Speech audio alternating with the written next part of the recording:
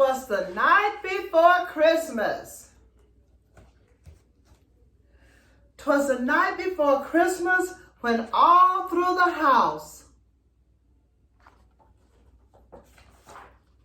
not a creature was stirring, not even a mouse. The stockings were hung by the chimney with care in hopes that St. Nicholas soon would be there.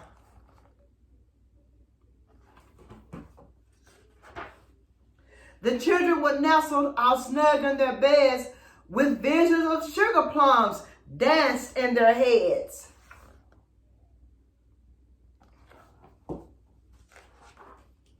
And Mama in her kerchief and I in my cap had just settled down for a long winter's nap. When out on the lawn there arose such a clatter, I sprang from the bed to see what was the matter. Away to the window I flew like a flash, tore open the shutters and threw up the sash. The moon on the breast of the new fallen snow gave the luster of midday to objects below.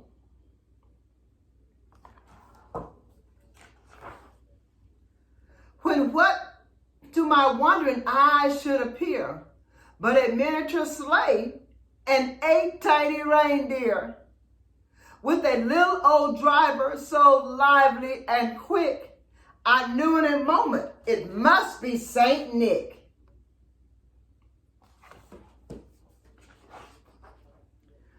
More rapid than eagles, his coursers they came, and he whistled and shouted and called them by name. Now Dasher, now Dancer, now Prancer and Vixen, on Comet, on Cupid, on Donder and Blitzen, to the top of the porch, to the top of the wall. Now dash away, dash away, dash away all. As dry leaves that below the wind, wild hurricane fly, when they meet with an obstacle, mount to the sky. So up to the housetop, the coursers they flew, with the sleigh full of toys and St. Nicholas too.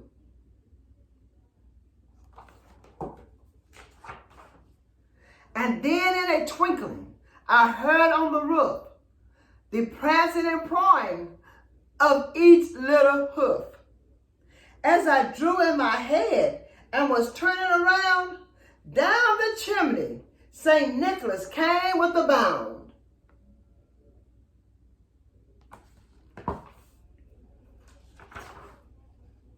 He was dressed in our fur from his head to his foot, and his clothes were all tarnished with ashes and soot.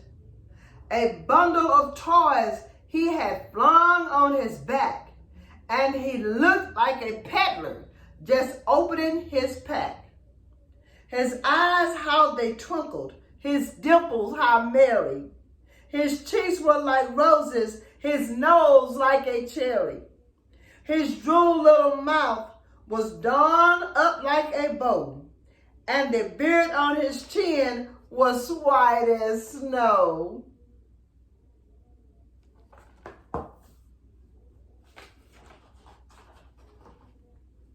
The stump of his pipe he held tight with his teeth, and the smoke, it encircled his head like a wreath. He had a broad face and a little round belly that shook when he laughed like a bowl full of jelly.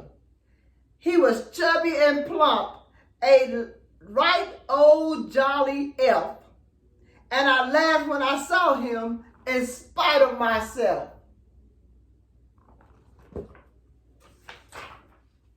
A wink of his eyes and a twist of his head soon gave to me know I had nothing to dread. He spoke like not a word, but went straight to his work and filled all the stockings, then turned with a jerk and laid his finger aside of his nose and giving a nod, up the chimney he rose.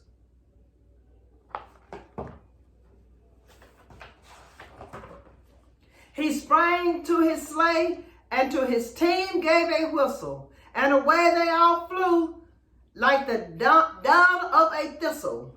But I heard him exclaim as he drove out of sight.